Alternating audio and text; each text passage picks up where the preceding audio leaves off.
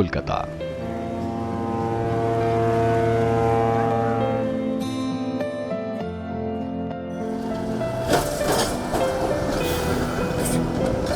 इसका इतिहास कोई बहुत पुराना तो नहीं है, पर आधुनिक भारत के कथ्य और शिल्प में इस शहर ने अहम भूमिका निभाई है। ये सरजमी तमाम सामाजिक और राजनीतिक आंदोलनों और विचारधाराओं की जननी भी रही है। ब्रिटिश भारत की राजधानी रही है। जाहिर है इसकी एक समृद्ध आर्थिक भूमिका भी रही है। तमाम दिशाओं से लोग रोजी की तलाश में यहां आते रहे, बसते रहे, बस्तियां बसाते रहे। कुछ अनाम, कुछ अमीर, कुछ मध्यम वर्गीय, तो कुछ ऐसी बस्तियां भी जिनका नाम भी हम आप दिन के उजाले में तो कतई लेना नहीं चाहेंगे। उत्तरी कोलकाता में सोनागाछी एक ऐसी ही बस्ती है। यहां सेक्स का कारोबार होता है। इसे एशिया की सबसे बड़ी रेड लाइट डिस्ट्रिक्ट माना जाता है। बांग्ला में सोनागाछी शब्द का मतलब सोने का पेड़ होता है। शहर के इतिहासकारों की माने तो इस बस्ती की बुनियाद सनुल्लाह गाजी नाम के शख्स ने रखी थी, जो डाकू से संत बन गया था। अगर इस बस्ती और यहां की आम जिंदगी को परिभाषित करें, हिंसा, दर्द, आतंक जैसे शब्द जहन में आते हैं। इन चेहरों पर स्याह अक्स आप देख सकते हैं। सिर्फ देखिए मत, इन्हें महसूस भी करिए। फिलहाल यहां चेहरे बदलते रहे पर स्क्रिप्ट वही रही। एक सीधी सड़क जिसके दूसरे सिरे पर पसरी एक हटी, मजबूत और अटल चट्टान, यानी एक बार आ गए तो रास्ता बंद।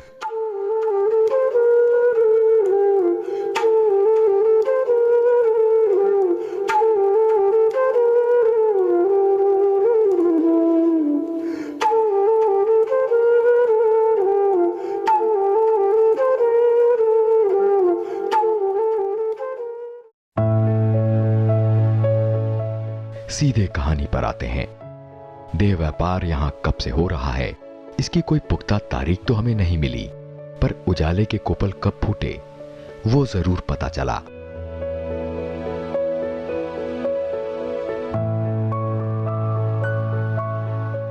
बात 1992 की है, जब चौतरफा HIV फैल रहा था। सरकार चिंतित थी। इसका कोई ठोस इलाज नहीं दिख रहा था, तो इसे कैसे रोका जाए?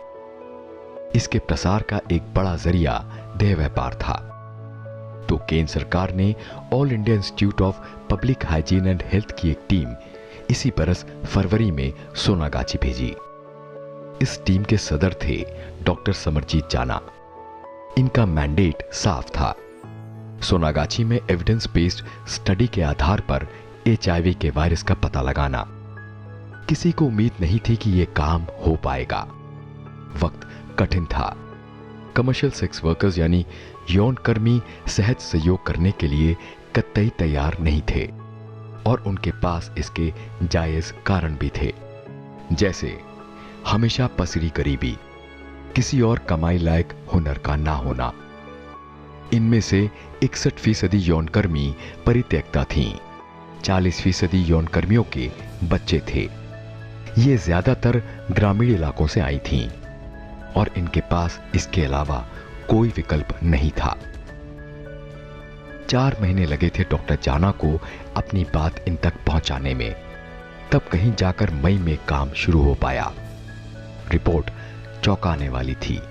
जैसे रिपोर्ट की फाइंडिंग्स को आधार बनाकर फिर यहां काफी काम हुआ, जिसमें बचाव से जुड़े साधन अपनाना, यौन कर्मियों को शिक्षित करना शामिल था। पर बात कहीं और जा रही थी। डॉक्टर जाना में ये लोग वो उम्मीद देख रहे थे जो ना तब सुनी गई थी, ना देखी गई थी। आखिर परवाह किसे थी इनकी? समाज को या फिर सरकार को? उसका मन में, उसका दिमाग में जो मेन मुद्दा था वो क्या है कि इधर इतना गुंडागर्दी हो रहा है, ये पुलिस कोई रेड कर रहा है, लोकल जो दादा है वो पैसा मांग रहा है, तो ये इशू आप थोड़ा ध्यान देना चाहिए। तो हम बताया कि मैं तो एक सरकारी इंस्टीट्यूट में आया, हेल्थ के लिए जो करना अब चाहे तो मैं कर सकते, लेकिन हर इशू पर तो हम मदद नहीं दे सकते। लेकिन आप जो उठाया इशू, इसमें आप लोग एक इकट्ठा होना चाहिए, आप आवाज़ उठाओ, अपना आवाज़ उठाओ, इसमें हम लोग आपको मॉरली सपोर्ट करेंगे। तो इस तरह से एचआईवी के खिलाफ शुरू हुई जंग दुर्बार महिला समन्वय कमेटी की स्थापना तक जा पहुंची। पहले जब हम लोग इंटरवेंशन प्रोग्राम शुरू करने की गए, डॉक्टर जाना पहले शुरू किया था, तो उस टाइम में उसको जब हम लोग का पहले जो दीदी लोग था, हम लोग सेक्स वर्कर, तो ये लोग जाके बोला कि दीदी तुम एचआईवी के बारे में सुनो कि कंडोम का बारे में, तो उस टाइम बहुत नाराज़ हो गया था। बोलते हैं हाँ आप लोग पर कितना वायलेंस होता है, आप लोग कभी देखने नहीं आया, अभी बोलता है कंडोम यूज़ करो, एचआईवी एड्स का बात बोलता है, आप जाओ। तो बहुत सारे उसको वो लोग नाराज़ होकर उसको भगा दिया था। उसके बाद जब सर को डॉक्टर जाना का हम लोग पूछा जो हम लोग का वायलेंस किसके कैसे बंद किया जाए, कैसे किया जाए, बोले आप लोग इकट्ठा हो जाओ, संगठन बनाओ। तो उस टाइम में 1995 में दुर्बार महिला समन्वय कमेटी हुआ। दुर्बार बना था 15 फरवरी 1992 को। बांग्ला में दुर्बार का मतलब होता है अपराजय। सोनागाछी की बरसों से सोई स्त्री शक्ति अब करवट लेने लगी थी, मुद्दतों पुराने जुल्म और अत्याचार के खिलाफ। ये एक अनूठा मंच था जिसे सेक्स वर्कर समुदाय और हाशिए पर पड़े समूहों के बीच एकजुटता और सामूहिक ताकत गढ़ने के मकसद से यौन कर्मियों और उनके बच्चों द्वारा बनाया और चलाया जाना था। साफ है कि इसकी जड़ें सोनागाछी प्रोजेक्ट में छिपी थीं।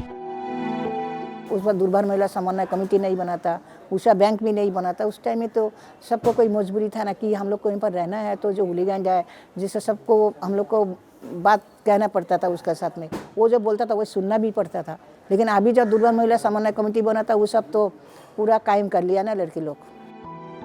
दुर्बार के सदस्य जानते थे कि किसी भी हस्तक्षेप कार्यक्रम या इंटरवेंशन को सफल होने के लिए सही जानकारी और सामाजिक तथा राजनीतिक सक्रियता कितनी जरूरी थी। और जल्द ही इस संगठन ने एसटीडी एचआईवी इंटरवेंशन प्रोग्राम शिप की कमान अपने हाथों में ले ली। संगठन ने ज्यादा से ज्यादा यौन कर्मियों तक पहुंचने की रणनीति बनाई और 3 आर पर फोकस किया: रिस्पेक्ट, रिलायंस और रिकग्निशन, यानी यौन कर्मियों के प्रति सम्मान। कार्यक्रम चलाने के लिए उन पर निर्भरता और उनके हुनर को मान्यता।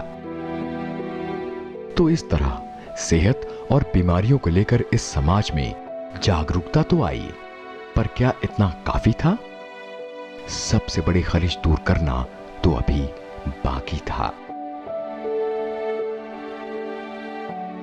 दुर्बार को लड़ाई का तो एक जगह मिल गया, प्लेटफॉर्म मिल गया, लेकिन उनका जो पैसे के बारे में अगर सोच लिया जाए कि कभी मतलब सेक्स वर्कर का कोई बैंक बैलेंस नहीं था। दुर्बार एक प्लेटफॉर्म हमारा लड़ाई का जगह मिल गया, लेकिन लड़ते लड़ते एक जगह में हम लोग खड़े हो गए। हम लोग एक ही चीज़ सोचे जो हम लोग को बेसिक नीड क्या है, तो बेसिक नीड हमको देखे हमारा आर्थिक मतलब पैसा। अक्सर मुंशी प्रेमचंद की कहानियों में हम गांव के सूदखोर महाजन के किस्से सुनते आए हैं, पढ़ते आए हैं।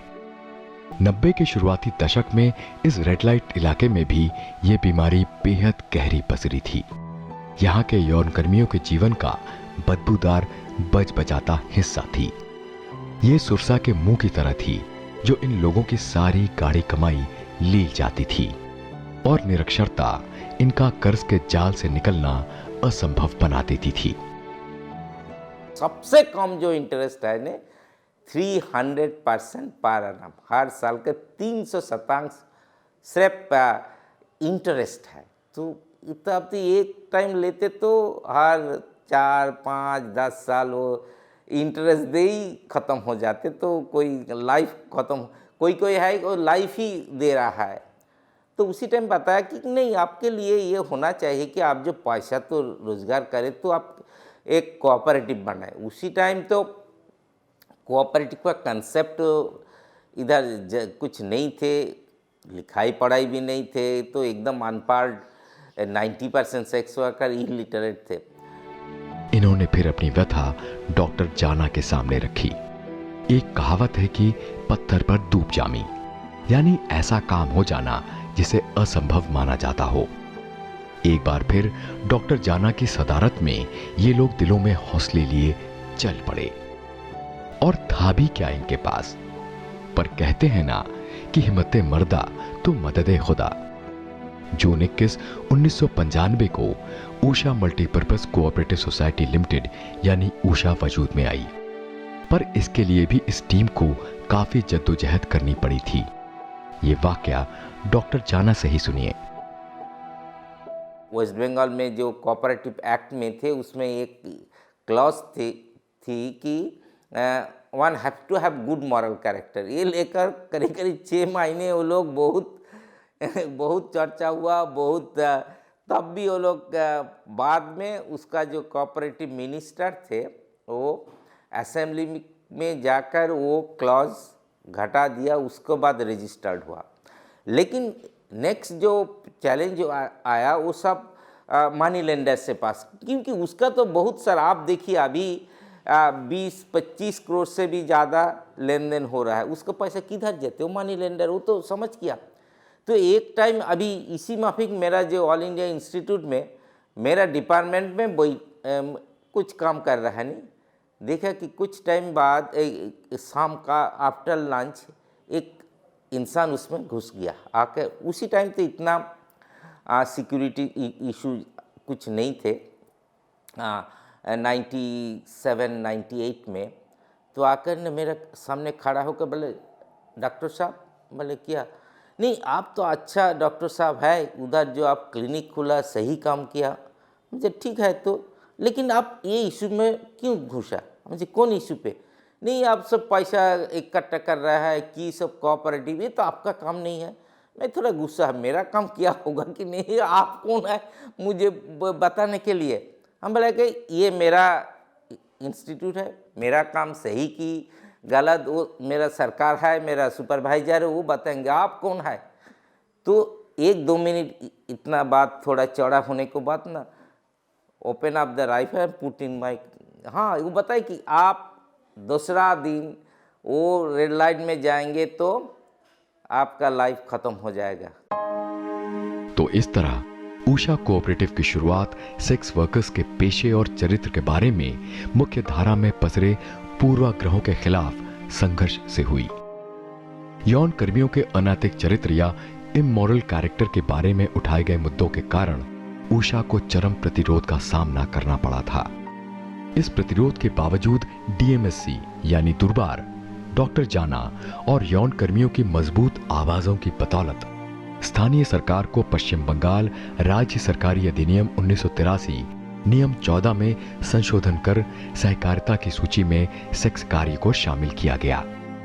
तर्क ये था कि यौन कर्मी ग्राहकों को सेवा प्रदान करते हैं और ये किसी अन्य पेशे की तरह पैसा कमाते हैं, और ये कि चरित्र सापेक्ष यानी रिलेटिव मामला है। बरसों से हाशिए पर पड़े, रोज लुटते और मदद को तरस रहे इस तबके के लिए यह संशोधन संजीवनी बनकर आया। तब से ऊषा और इसके साथ जुड़े यौन कर्मियों के लिए यह बुनियादी सिद्धांत बन गया है। आज Usha for workers, of sex workers and by sex workers की मूल भावना के साथ लगभग 33,000 सदस्यों के लिए किसी भी नेशनलाइज्ड बैंक के समान ही बैंकिंग सुविधाएं प्रदान कर रहा है। इसके तहत सेविंग अकाउंट्स पर 5% ब्याज और फिक्स्ड डिपॉजिट्स पर 8% ब्याज दिया जाता है। यौन कर्मियों के बीच दैनिक बचत को बढ़ावा देने के लिए एक खास योजना भी है जिसे डेली कलेक्टर्स स्कीम कहा जाता है। इसमें 10.8% ब्याज दिया जाता है। घर, शिक्षा, स्वास्थ्य और विवाह के लिए प्रतिवर्ष 3.8% की एक संभावित ब्याज दर पर लघु, मध्यम और दीर्घकालिक ऋण दिए जाते हैं। 2015 में ऊषा ने लगभग 7,000 सदस्यों को 7 लाख रुपए तक का कर्ज बांटने का रिकॉर्ड बनाया।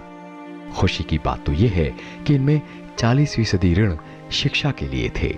इसका मतलब बेहतर शिक्षा, भावी पीढ़ी के लिए रोजगार के मौके और उनके जीवन स्तर में सुधार लाना था। ये कहना अतिशयोक्ति नहीं होगी कि ऊषा अपने सदस्यों के लिए आर्थिक स्थिरता सुनिश्चित करने में कामयाब रही है। हाँ, एक बात और, 90% ऋण चुकौती दर के साथ उषा पश्चिम बंगाल के सभी वित्तीय संस्थानों या फाइनेंशियल इंस्टीट्यूशंस में अव्वल है।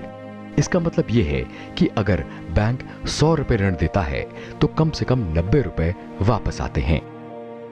हालांकि उषा को पश्चिम बंगाल सरकार के सहकारिता विभाग द्वारा निर्धारित कानूनों और सिद्धांतों के अनुसार नियंत्रित किया जाता है। उषा का प्रबंधन इसके सदस्यों के हाथों में ही होता है। उषा के प्रशासन के लिए जिम्मेदार 9 सदस्यों का सेल्फ रेगुलेटरी बोर्ड हर 5 साल में 65 प्रतिनिधियों में से चुना जाता है, जो 300 सेक्स वर्करों का प्रतिनिधित्व करते हैं। प्रतिनिधि लोकतंत्र या पार्टिसिपेटरी डेमोक्रेसी के आधार पर काम करते हुए सहकारी समिति गैर बोर्ड सदस्यों को नियमित बैठकों और पारदर्शी एक स्तरीय चुनाव प्रक्रिया के माध्यम से निर्णय लेने की प्रक्रियाओं में भाग लेने और अपनी आवाज उठाने के लिए एक मंच प्रदान करती है। 2001 में उषा ने दैनिक कलेक्टरों की एक प्रणाली स्थापित की, जो उन सदस्यों से पैसा इकट्ठा करने के लिए हर रोज फील्ड पर जाती है जो खुद आने में असमर्थ हैं।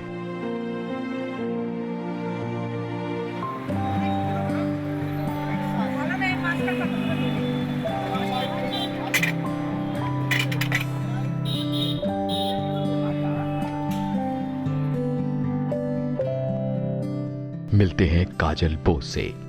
काजल बोस उन 13 यौन कर्मियों में से एक हैं जो शुरुआती दौर से डॉक्टर जाना के साथ हैं।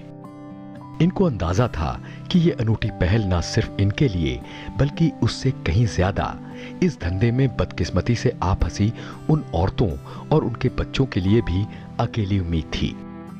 मुर्शिदाबाद की काजल खुद इस पेशे में 25 बरस पहले तब आई थी जब इनके पति ने दूसरी शादी कर इन्हें घर से बाहर कर दिया था। तब इनके पेट में 7 महीने का बच्चा था। हम काजल से मिलने इनके सोनागाछी के घर में गए। काजल इस 8 बाय 6 फीट के कमरे में रहती हैं, जिसकी छत कुल 6 फीट ऊंची है। रिहाइश तंग पर इरादे बुलंद। আমরা বিশাল ফ্যাসিলিটি পেয়েছি। কে দিত? সরকারের ব্যাংক দিত না আমরা জমানোর অনুমতি পেতাম? আমাদের টাকা বিভিন্ন লোক খেয়ে নিত। আজকে সমবায় ব্যাংকটা আমাদের যদি রেজিস্ট্রেশন না পেতাম বা আমরা টাকা রাখার অনুমতি না পেতাম বা যদি ডক্টর জানা না করে দিত তাহলে আমাদের টাকা তো একদম ধুলাস্যাই হয়ে যেত। বিভিন্ন লোক খেয়ে নিত, চটা কিস্তিওয়ালারা খেয়ে নিত। আমরা কি টাকা জমাতে পারতাম? काजल को आज हम पूर्व यौनकर्मी कह सकते हैं। इन्होंने पेशा छोड़ा पर ये जगह नहीं, यही इनकी कर्मभूमि जो है। फिलहाल उषा की स्थापना कुल 30,000 रुपए के कॉर्पस से हुई थी और ये सारे पैसे इन यौन कर्मियों ने जुटाए थे।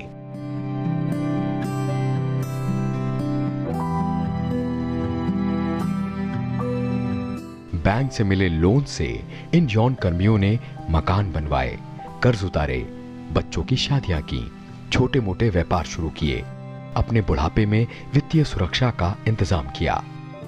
डॉक्टर जाना के मुताबिक उषा कम्युनिटी लेड बैंकिंग का एक बेहतरीन उदाहरण है। मेरा ऑब्जेक्टिव है सोशल बैंकिंग। इसमें प्रॉफिट सिर्फ प्रॉफिट के लिए नहीं है, सोशल डेवलपमेंट के लिए। लेकिन इसमें ड्राइवर सीट में कम्युनिटी भी बैठना चाहिए। आप देखिए, अब अभी उषा का जो मैनेजमेंट है वो तो बोर्ड है, ऑल सेक्स वर्कर है। तो मेरा है कि ये अब ये बोल सकता है कि कम्युनिटी लेड सोशल बैंकिंग होना चाहिए। जैसा कि हमने बताया कि उषा के ज्यादातर मेंबर्स खास पढ़े लिखे नहीं हैं, तो जरूरी था कि उषा की सारी प्रक्रियाएं सहज और सरल रखी जाएं। किसी भी नेशनलाइज बैंकों की लंबी और कठिन प्रक्रियाओं के विपरीत।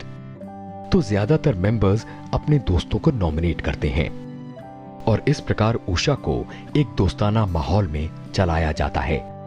ये सरलता सदस्यों को उषा की जवाबदेही, पहुंच और पारदर्शिता के बारे में भी आश्वस्त करती है। ये ग्रोथ चार्ट इनके 1995 से लेकर आज तक के सफर और ऊंचाइयों का दस्तावेज है।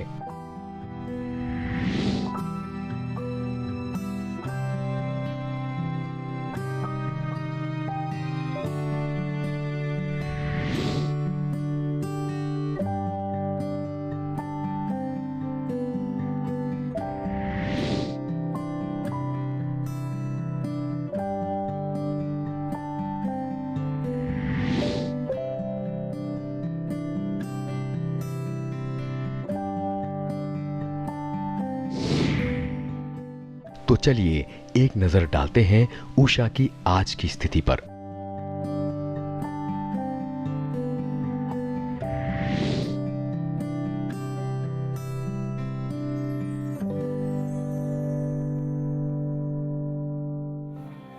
फिलहाल धन आया तो सामर्थ्य लाया। पेशे से जुड़े दूसरे मुद्दों पर ध्यान दिया जाने लगा। दुर्बार और उषा ने अवैध तस्करी, कम उम्र के यौनकर्मियों और ऐसे अन्य मुद्दों से संबंधित मुद्दों पर ध्यान देने की कोशिश की है। इस फेहरिस्त में ऐसे नाम भी शामिल हैं जो भटक कर यहां आ पहुंचे, पर किस्मत ने इन्हें बचा लिया और उषा ने इन्हें अपना लिया। मिलते हैं मीता मंडल से। ईश्वर सत्य है, सत्य ही शिव है। उत्तर 24 परगना के एक गांव की रहने वाली मीता को 14 बरस की उम्र से ही गायकी का जुनून था। मां एक दिन गुजर गई। संगीत के धुर विरोधी पिता ने दूसरी शादी कर ली और मीता को घर से निकाल दिया। कुछ दिन भटकने के बाद इनके एक रिश्तेदार ने इनसे सोनागाछी जाने को कहा। मासूम और अनजान मीता सोनागाछी आ पहुंची। सत्यम शिवम सुंदरम, सत्यम शिवम सुंदरम। जब 8 साल था तब किसी का घर में काम करती थी, किसी का घर में जो डोमेस्टिक वर्कर का काम होता था, उस टाइम में बोलते हैं मैं पैसा नहीं लूँगा, मैं गाना गाएगा सुनने दो, तो कोई नहीं सुना, गाना नहीं गाने दिया। वो काम कर लेते पर पैसा नहीं लेते, मतलब गाना नहीं गाते दिया कभी। तो इसलिए छोड़कर जाते जाते इसलिए 14 साल हो गया मेरे को। आज वो तो कलकत्ता नहीं आया कभी, और वो मेरा गांव का थोड़ा साइड में है, 1 घंटा आध घंटा ऐसे ऐसे रह गया। और फिर कलकत्ता में कभी नहीं आया, तो कलकत्ता में आके वो रास्ता भूलकर सोनागाछी में घुस गया। अकेले ही था, मतलब सोनागाछी अंदर घुस गया। उसको बोले जो ये इधर ऐसे ऐसे घर का काम होता है, वो लोग बोला नहीं है, इधर के लाइन का काम होता है। मतलब कैसे? वो बोला तुम इधर खड़ा रहेगा और नहीं मालूम है तुम्हारा कैसे इधर का क्या काम होता है? तो मेरा तो डर से बोला हाँ मालूम है, मतलब कुछ भी मेरे को मालूम नहीं है। किस्मत की धनी मीता को दुर्बार के ऑफिस में शरण मिल गई और इनकी जिंदगी पटरी पर आ गई। आज मीता उषा की एंटी ट्रैफिकिंग यूनिट की सदस्य हैं और भटक कर या ट्रैफिक करके लाई गई लड़कियों को मुक्त कराती हैं। और हाँ, गाना आज भी इनके जीवन का केंद्र बिंदु है। तो जनाब, उषा का अस्तित्व में आना अपने आप में चमत्कार से कम ना था, पर इसका वजूद बना रहे इसके लिए धनागमन के नए स्रोत ढूंढना और भी जरूरी था। इस मुहिम के जनक डॉक्टर जाना के लिए ये और बड़ी चुनौती थी। संसाधन निहायत ही सीमित थे, पर रास्ते निकले। दक्षिण एशिया में सेक्स वर्कर्स की पहली कोऑपरेटिव ने राज्य के बरीपुर क्षेत्र में 33 एकड़ भूमि में खेती और पोल्ट्री का काम शुरू किया। छात्रों के लिए एक प्रशिक्षण संस्थान खोला। HLL लाइफ कॉल लिमिटेड के साथ साझेदारी में कॉन्डम परियोजना शुरू की। आज सोनागाछी की सड़कों से शुरू हुआ यह आंदोलन कोलकाता के कालीघाट, दुर्गाचरण मित्र मार्ग, बो बाजार, टॉलीगंज, चेतला सहित 14 क्षेत्रों में फैल चुका है। सबसे बड़ी सदस्यों की संख्या और बचत के लिए 2015 में उषा को सर्वश्रेष्ठ सहकारी पुरस्कार से सम्मानित भी किया गया। उषा आज यौन कर्मियों की पहचान बन गई है। और सबसे बड़ी बात, आज इस बैंक की पासबुक को एक वैध पहचान पत्र की मान्यता मिल गई है। अब इसे तमाम नेशनलाइज्ड बैंक्स स्वीकार रहे हैं। 2009 में इसी आधार पर यौन कर्मियों को मतदाता पहचान पत्र भी मिला। और तो और, अब LIC ने भी यौन कार्य को एक वैध पेशे के रूप में पहचान दे दी है और उषा के सदस्यों को बीमा प्रदान करती है। उषा ने कॉन्डम सोशल मार्केटिंग प्रोग्राम भी चलाया है और आउट ऑफ वर्क बुजुर्ग सेक्स वर्कर और HIV पॉजिटिव महिलाओं के लिए वैकल्पिक जॉब और सेक्स वर्कर्स के बच्चों के लिए शैक्षिक और रोजगार के अवसर पैदा करने में मदद की है। उषा की इस रेड लाइट एरिया में हेल्थ क्लिनिक भी है जो सेक्स वर्कर्स को जरूरी परामर्श मुहैया कराती है। আপনি ডাক্তার দেখাতে এসেছেন? হ্যাঁ, কি হয়েছে আপনার? আমার পেটে ব্যথা, পেটে ব্যথা? জ্বর, আচ্ছা, তো দিনে কটা কাজ করেন? যেদিন যেমন হয়, দুটো তাও? হয়, তিনটে হয়, চারটে হয়। কন্ডম ইউজ করেন তো? হ্যাঁ, একটা করেন না দুটো করেন? একটাই নি। আচ্ছা, এমনি আপনার বাড়িতে কে কে আছে? বাড়িতে আমার সবাই আছে, মা আছে, বাবা আছে। আচ্ছা, জ্বর কি মাঝে মাঝে হয় না 3 মাস ছাড়া ছাড়া হয়? না, মাঝে মাঝে হয়। আচ্ছা, রক্ত পরীক্ষা করেছেন? হ্যাঁ, কদিন ছাড়া? 6 মাস। আচ্ছা। तो आज उषा वर्क इन प्रोग्रेस है, रोज नए सोपान छू रही है। डॉक्टर जाना सेंट्रल गवर्नमेंट से रिटायर होकर इस मुहिम से अब पूरी तरह से जुड़ गए हैं। शायद इसका अंदाजा इन्हें भी ना था कि कैसे 30 बरस पहले HIV रिपोर्ट से शुरू हुआ इस बिरादरी से जुड़ाव क्या मोड़ ले लेगा। पत्थर पर धूप जामेगी। 3 दशक पहले जिन आंखों से आंसू सूख चुके थे, सपने हरारत बन के उड़ चुके थे, हम उनका हौसला देखने जा पहुंचे सोनागाछी के एक कोठे में। यहाँ के निवासियों के रिक्वेस्ट पर हम इनका चेहरा तो आपको नहीं दिखा रहे, पर उससे क्या, दिल की गहराइयों से निकली ये आवाजें कुछ कहती हैं आपसे, अपनी उम्मीदें बताती हैं आपसे। এক লাইন আছে আপনার বাচ্চাকে নিয়ে কি স্বপ্ন, এক লাইনে বলবেন। मेरा एक लड़की है, बोलता है जो मैं डॉक्टर बनना चाहती हूँ, पढ़ा लिखा ये भी अच्छा है। अच्छा। सोचा जो जितना पढ़ना चाहता है उसको पढ़ने दूँ, और माँ भी है, माँ को भी देखना पड़ता है। उसके বড় কান্না বড় মানে পড়াশোনা করে বড় করব এটাই স্বপ্ন। আচ্ছা, লিখাই পড়াই কারনা। আমার বাচ্চা পড়াশোনা শিখে বড় হয়ে ও আসলে স্কুল টিচার হতে চায়। ও আমার মেয়েকে চাই ও একটা ভালো মানুষ হোক। হ্যাঁ, আর अच्छा, इसका सपना है कि अच्छा human being. Financial power is negotiation power. आज सोनागाछी में सेफ सेक्स अब सिर्फ एक नारा भर नहीं रह गया है, एक पत्थर की लकीर सी सच्चाई है। आज यहाँ कॉन्डम का इस्तेमाल एक कस्टमर के लिए विकल्प नहीं, मजबूरी है।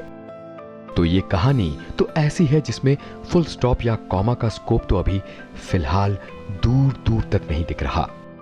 दुनिया आज सोनागाछी एक्सपेरिमेंट को एक अजूबे की तरह देख रही है कि अरे इन्होंने क्या कर डाला।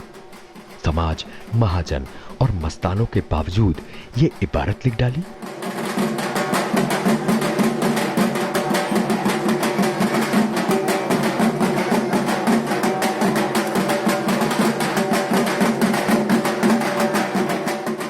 $1995 में कुल 30,000 रुपए से शुरुआत, 2020 तक इसका योग्य 30 करोड़ और अगला लक्ष्य 300 करोड़ रुपयों का। खुली आंखों से देखे गए इस सपने का सफर जारी है। कह सकते हैं कि मंजिल उन्हीं को मिलती है जिनके सपनों में जान होती है, कि मंजिल उन्हीं को मिलती है जिनके सपनों में जान होती है। पंखों से कुछ नहीं होता, हौसलों से उड़ान होती है।